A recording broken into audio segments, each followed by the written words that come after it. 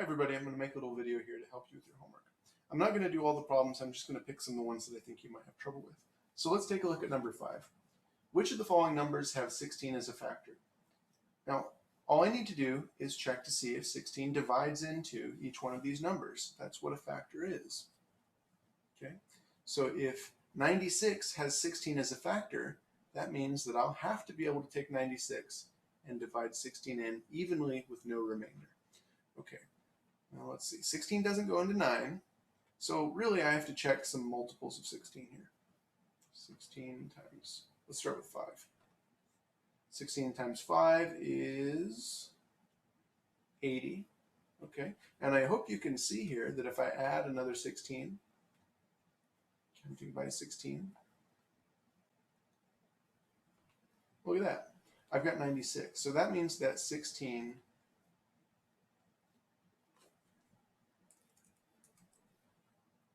times 6 is going to give me 96. Okay, so there we go. We just answered the question for that one there. 16 is a factor of 96 because it divides in evenly, 6 times in fact. Okay, let's move our work out of the way here. Actually, I'm just going to delete it. Okay, let's jump on to another one. I'm not going to do all of these numbers. I just want to show you the idea how to do the problem. Okay, let's check 276. All right. Now again, if 276 has 16 as a factor, I need to be able to do this division problem and have no remainder. Okay, so let's check it out. 16 goes into 27 once. Get my 6 down. 16 and 1. I don't know. So I'm going to have to come over here and check. Now 16 times 6 was 96, so I'm going to try 16 times 7. That'll get me pretty close to 116.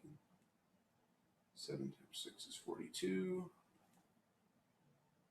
16 times 7 is 112. Ooh. Well, look at that. I've got a remainder. Okay.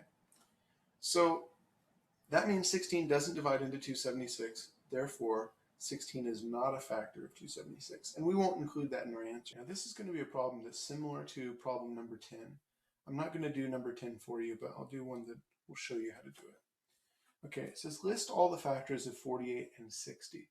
Now, if I want to list all the factors of a number that has a lot of factors, like 48 and 60, well, what I'm going to do is I'm going to write down the number. So let's start off with 48. And I'm going to think of two numbers that multiply together to equal 48. Now, those numbers have to be factors of 48. So I'll start with the easiest ones. And I like to start from the smallest number and work my way up and write down the pairs. Okay, so my first pair is going to be 1 times what? Well, 1 times 48 will give me 48. So I'll just space them out this way.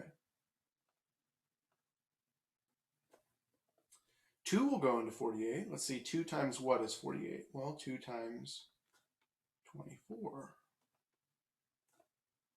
Does 3 go into 48? Hope you know this, but if you don't, this is how you check. Okay, 3 goes into 4 one time. 1, 18, 3 goes into 18 6 times. So that means that 3 times 16 is going to be 48. 3 and 16. I hope I don't run out of room here. It would be my own fault if I did. Okay, let's try another one. 4 definitely goes into 48. 4 goes once and twice, so 4 times